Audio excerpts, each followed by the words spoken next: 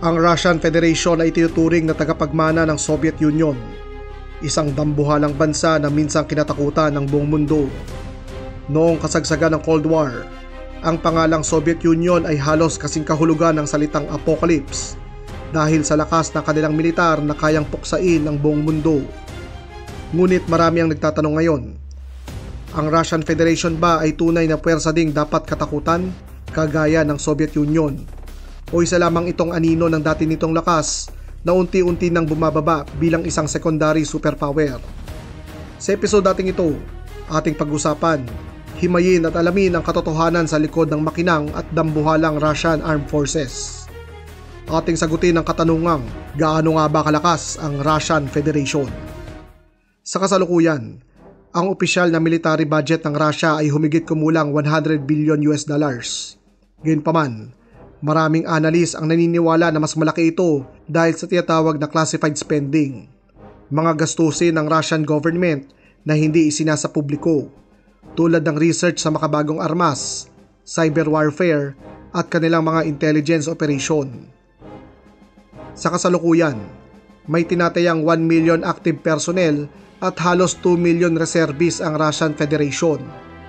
Nananatiling ang Russian Army ang may pinakamaraming sundalo na sinundan ng Aerospace Forces, Navy at ng kanilang Strategic Rocket Force. Malaking bilang din ng kanilang hukbong sandatahan ang kabilang sa Special Operations.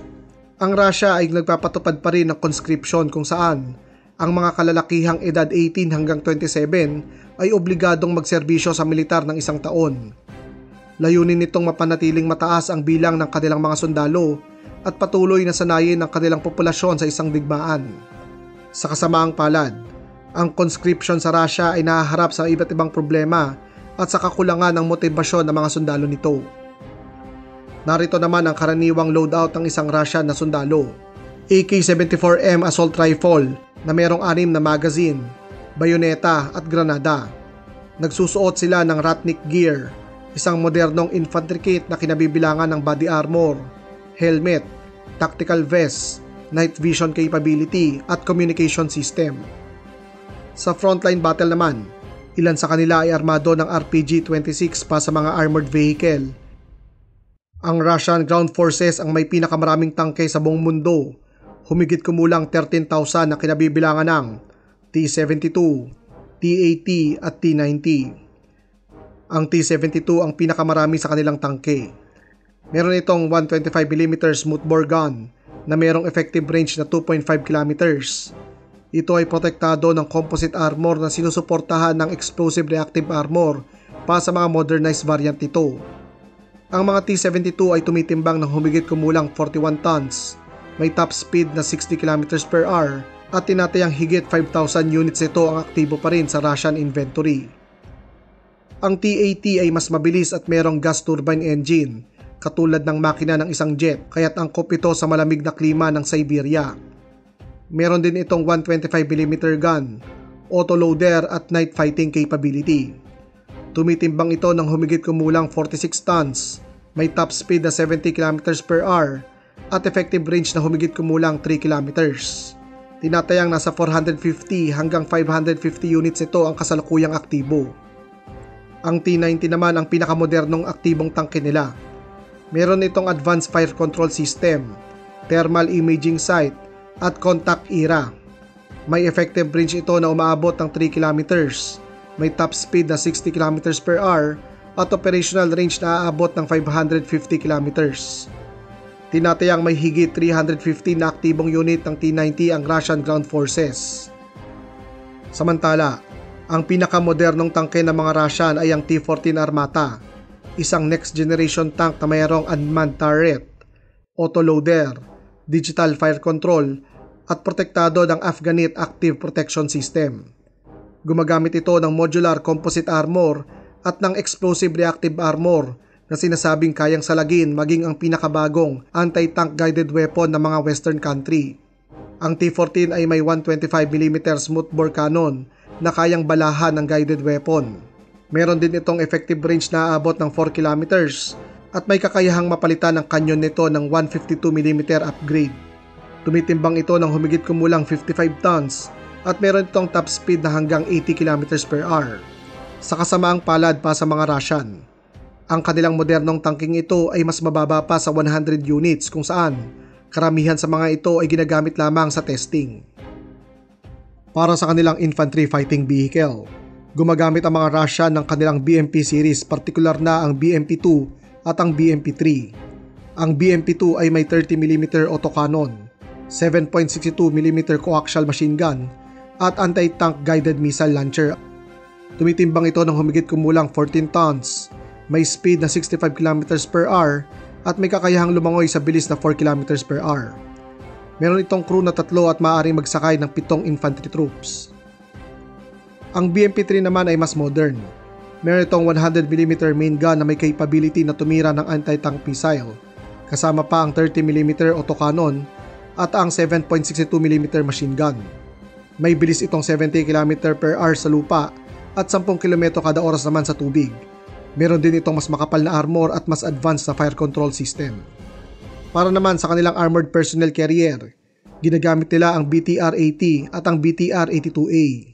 Ang mga BTR-80 ay may 14mm machine gun at suportado ng 7.62mm coaxial machine gun. Tumitimbang ito ng 14 tons at may top speed na 80 km per hour at meron din itong amphibious capability. Meron itong 3 crew at kayang magsakay ng 7 tropa. Ang mas modernong BTR-82A ay armado naman ng 30mm autocannon, night vision, mas magandang armor at meron din itong mas modernong fire control. Bukod sa mga tangke, nangingibabaw din ang mga Russian pagdating sa artillery firepower, isa sa mga haligi ng Russian ground doctrine. Ang doktrinang Russian pagdating sa artillery ay nakasentro sa konsepto ng mass firepower, kung saan pinapaulunan nila ng sunod-sunod na artillery strike ang isang lugar upang sirain ang depensa, durugin ang moral ng mga kalaban, at i-neutralize ang mga ito bago pa sila makalapit. Gumagamit ang mga Russian ng tinatawag na artillery-led assault kung saan inuuna ang matinding pambobomba bago pasukin ng infantry at kanilang armor ang lugar. Malawak ang saklaw ng kanilang artillery units, mula sa tradisyonal na howitzer hanggang sa mga mobile multiple launch rocket system na sinusuportahan ng mga unmanned aerial vehicle at counter battery radar upang mapahusay ang accuracy nito. Ang mga Russians ay mayroong BM-21 Grad, isang 122mm rocket na may range na 40 kilometers. Meron silang 2,500 na aktibong unit nito. Samantala, ang mas mabigat na BM-27 Uragan ay meron lamang range na 35 kilometers, ngunit nagdadala ito ng mas malakas na warhead. Merong 850 na active unit nito ang mga Russian. Ang pinakamakapangyarihan sa kanilang mass multiple launch rocket system ay ang BM-30 Smerch na merong 300mm rocket na kayang tumama sa mga target na may layong 90 kilometers. Isa itong self-propelled system na nakamount sa isang heavy 8x8 wheel chassis na nagbibigay dito ng mas mataas na mobility. Mayroon itong kakayahang tumira ng iba't ibang warhead mula sa high explosive fragmentation, incendiary, thermobaric at cluster munition na kayang maghasik ng pinsala sa napakalawak na lugar. Tinatayang nasa 300 hanggang 350 active unit meron ang mga Russian. Ginagamit nila ito bilang pangunahing sandata sa kanilang long-range artillery operation. Ang mga nabanggit ay tinatawag na mass multiple launch rocket system kung saan hindi nito tinatarget ang mga individual target kundi ang isang buong lugar. Ang kabaligtaran nito ay ang mga precision artillery. Pagdating sa mga precision artillery, mayroong pantapat sa HIMARS ang mga Russian. Ito ang 9A-52-4 Tornado, isang modernized na multiple launch rocket system na mobile, modular at kayang gumamit ng parehong Grad, Uragan at Smerch rocket. May range ito na 70 hanggang 120 kilometers depende sa warhead na dala nito. Tinatayang mayroong 100 hanggang 150 active units nito ang mga Russian. Bukod sa Tornado, kinatatakutan din ng Russian thermobaric artillery system, partikular na ang TOS-1A o ang Solinchevko, isang heavy flamethrower system na ginagamit ang fuel-air explosive. Kaya nitong tunawin ang buong grid ng infantry position, mga bunker at urban stronghold sa pamamagitan ng matinding pressure at heat wave. Meron itong range na 6 hanggang 10 kilometro at kadalasang ginagamit bilang psychological weapon sa mga kalaban. Tinatayang nasa 45 hanggang 60 operational units na mayroon ng mga Russian. Hindi rin papahuli ang kanilang mga howitzer kagaya na lamang ng 2S-19 Mista-S, isang self-propelled 152mm howitzer na may range na umaabot ng 25 hanggang 30 kilometers. Tinatayang meron silang 1,000 unit nito kung saan ito ang nagsisilbing backbone ng Russian artillery. Ang natatangi sa Russian artillery doctrine ay ang bilis, dami at saklaw ng kanilang battery. Hindi sila umaasa sa precision strike, kundi umaasa sila sa volume. Tinatayang may higit 4,500 na mga self-propelled artillery units, 2,000 towed artillery at 3,300 multiple launch rocket system ang mga Russian, isa sa pinakamalaki sa buong mundo. Pero sa Ukraine, lumitaw ang kanilang kahinaan. Mabagal ang kanilang reloading, kulang ang mga ito sa mobility at madaling mahuli ng drones at counter battery fire. Bukod dito, marami sa kanilang ginagamit na artillery at logistic vehicle ay legacy system mula sa Soviet era kung saan wala itong automation, mabagal ang precision targeting at mayroong problema sa communication system. Ang resulta, mas malaki ang ginagastos nila para sa firepower pero mas kaunti ang epektong dinadala nito. Kinakailangan nila ng isang malawakang modernization kung nais nilang tapatan ang power ng mga Western countries. Ngayon naman, ating pag-usapan ang Air Force ng mga Russian. Meron silang humigit kumulang 1,500 combat aircraft, kabilang ng iba't ibang uri ng fighter jet, bomber at interceptor. Bagamat marami silang eroplano, kinakailangan nating tandaan na hindi kailanman naging malakas na sangay ng militar ng mga Russian ang kanilang Air Force. Sa halip, kilala ang mga Russian pagdating sa kanilang dominasyon ng artillery, armor at ground-based warfare. Kumpara sa US doctrine ng air superiority, ang Russian air strategy ay kadalasang nakasandal sa kanilang air defenses.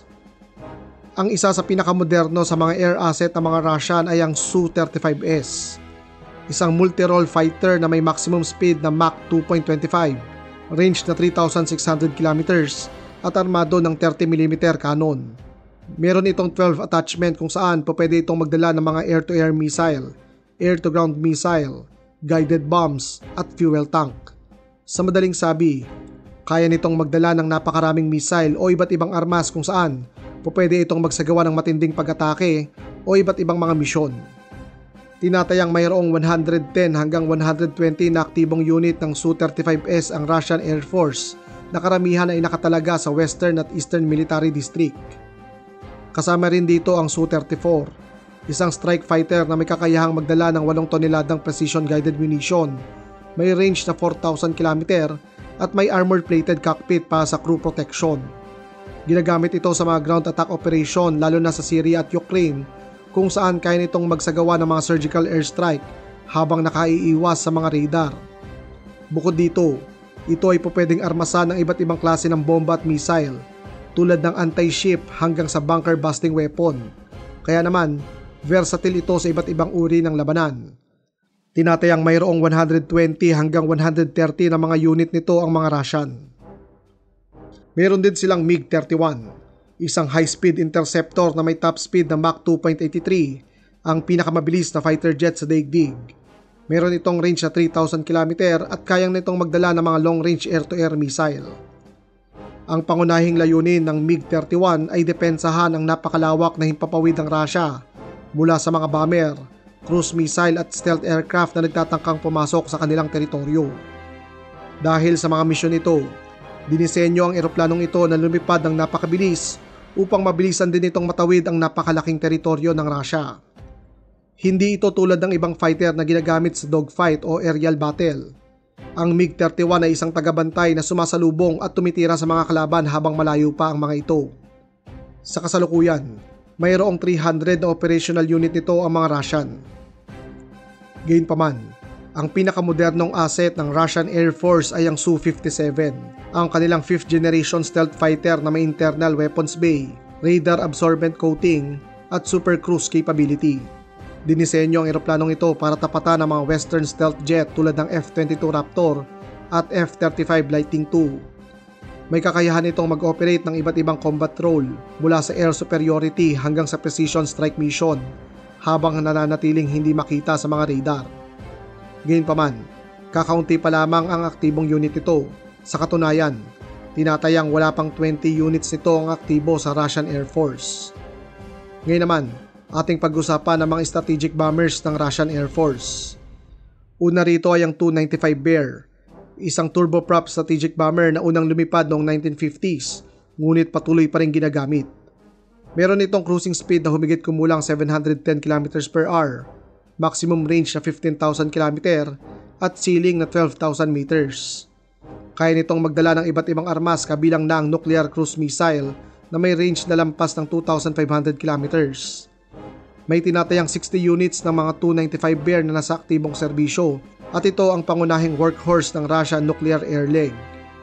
Samantala, ang Tu-160 Blackjack ay isang napakabilis na supersonic heavy strategic bomber na kayang lumipad ng Mach 2, mayroong maximum range na 12,300 kilometers at combat ceiling na 16,000 meters.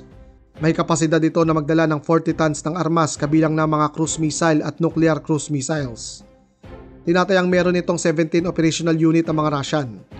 Bukod sa kanilang bilis at kapasidad, espesyal din ang mga bombers na ito ng mga Russian dahil sa kakayahan nilang magpadala ng missile mula sa tinatawag nating standoff distance. Ibig sabihin, hindi nila kinakailangang pumasok sa air defense zone ng mga kalaban bago sila umatake. Pero ang tunay na banta ng mga kalaban ng mga Russian sa ipapawid ay ang kanilang dambuhalang air defense. Isa na rito ang S-14 Triumph system, isa sa pinakamahusay sa buong mundo. Ang S-400 ay isang long-range surface-to-air missile na may kakayahang makasabat sa mga eroplano, cruise missile at maging ballistic missile. Meron itong multi-layered defense capability na kayang tumira ng iba't ibang uri ng missile depende sa target at sitwasyon.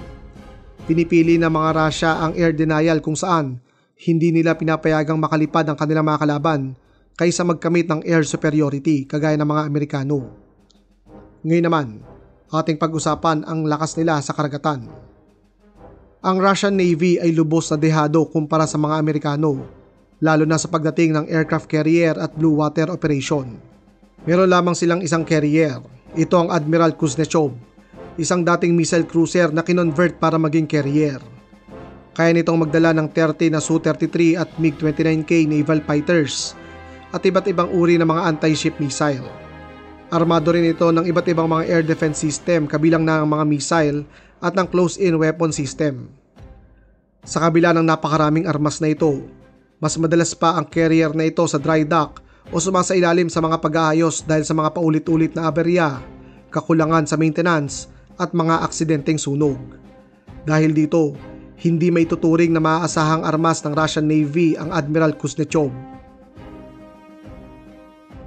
Meron din silang humigit kumulang 10 frigate at 80 corvette. Karamihan ay armado ng mga Caliber cruise missile. Ang mga Caliber cruise missile na ito ay may range na 1,500 kilometers. Kaya nitong tamaan ng mga land targets mula sa Black Sea, Caspian Sea o maging Baltic Sea. Ang missile capability ng kanilang maliliit na barko ang nagbibigay sa Russian Navy ng long-range over-the-horizon strike capability, kaya't kaya nilang bantayan ang kanilang napakahabang coastline gamit lamang ang kakaunting barko.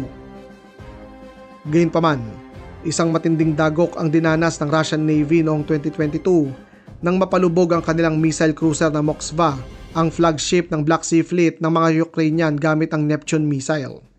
Sa paglubog ng Moskva, napilay ang command at air defense coverage ng mga barkong Russian sa Timog Europa.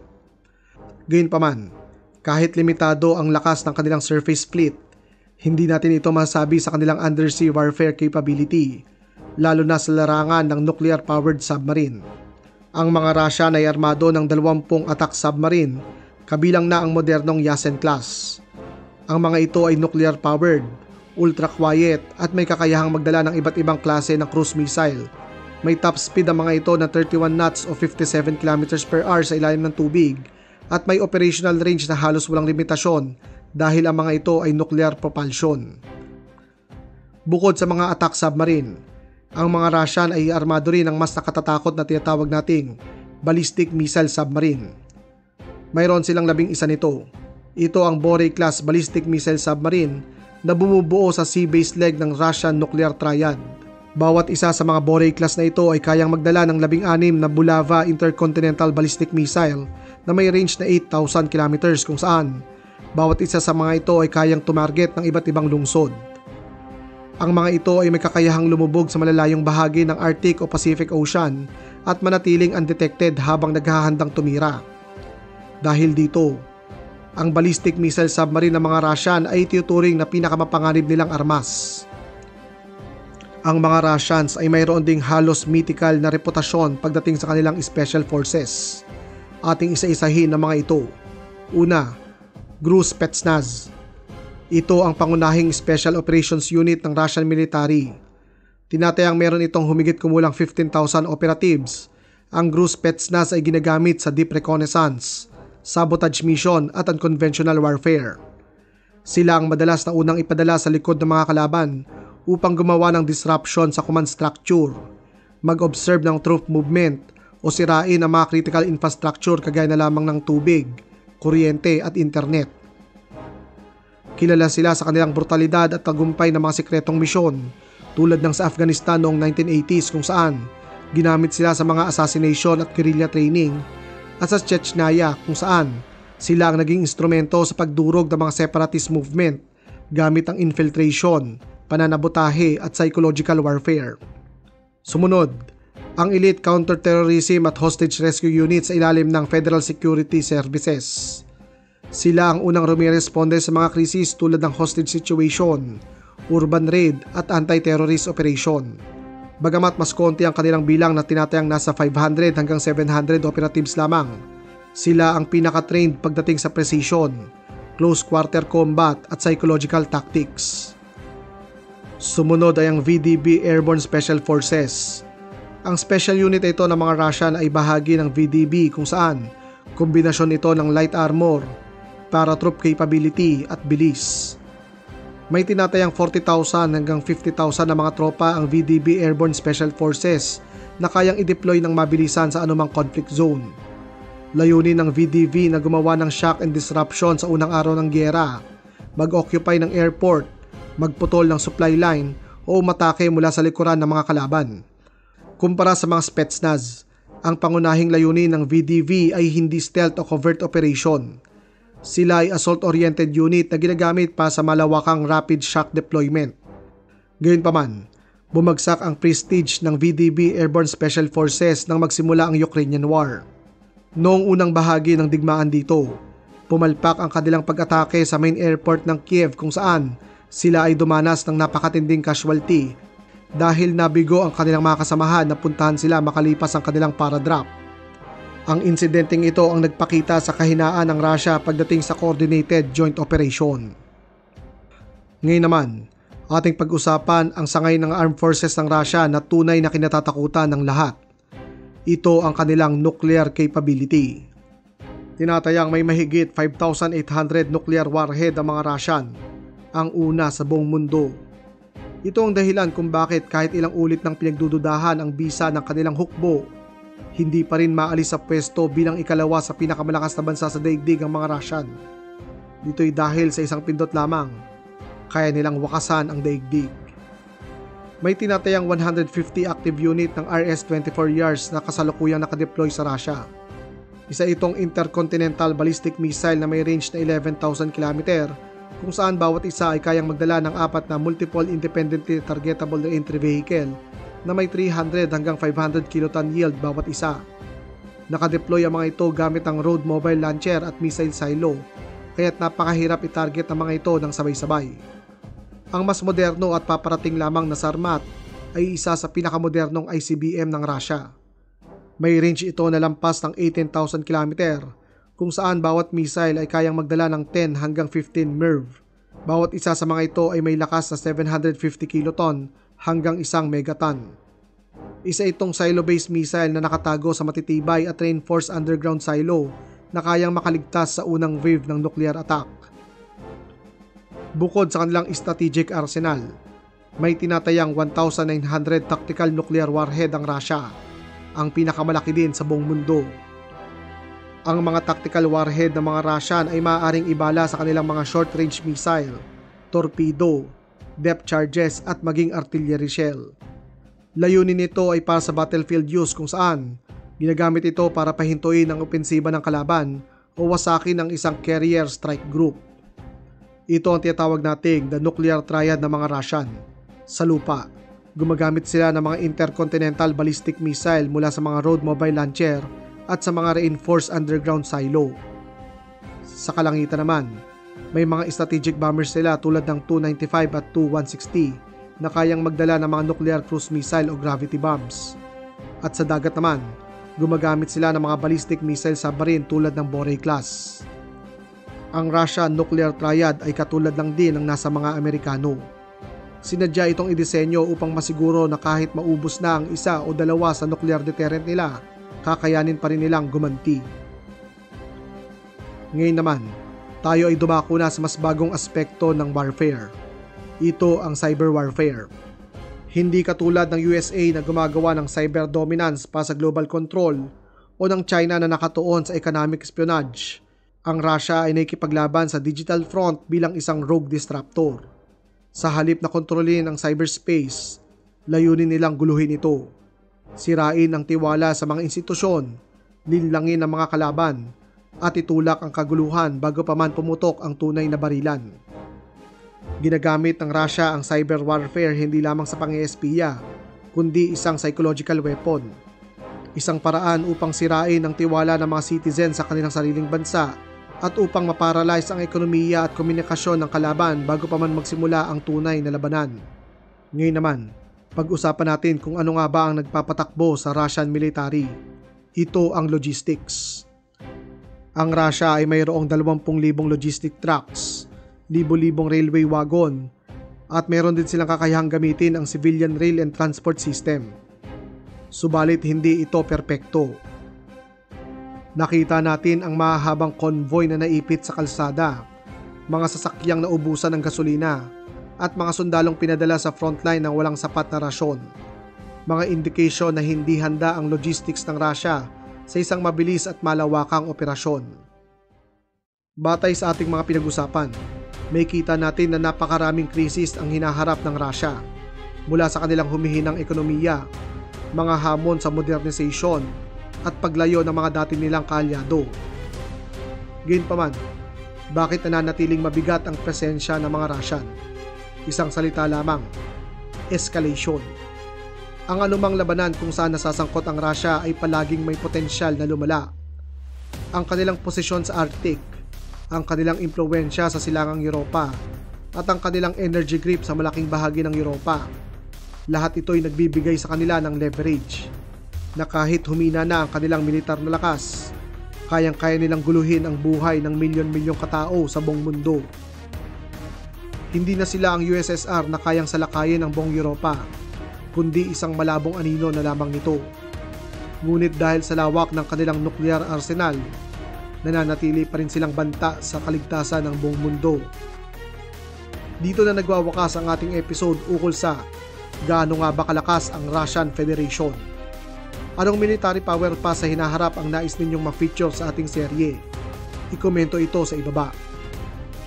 Kung naghahanap pa kayo ng iba pang military video na panonoorin, nais kong i-recommenda sa inyo ang ating episode ukol sa military strength ng USA at ng China.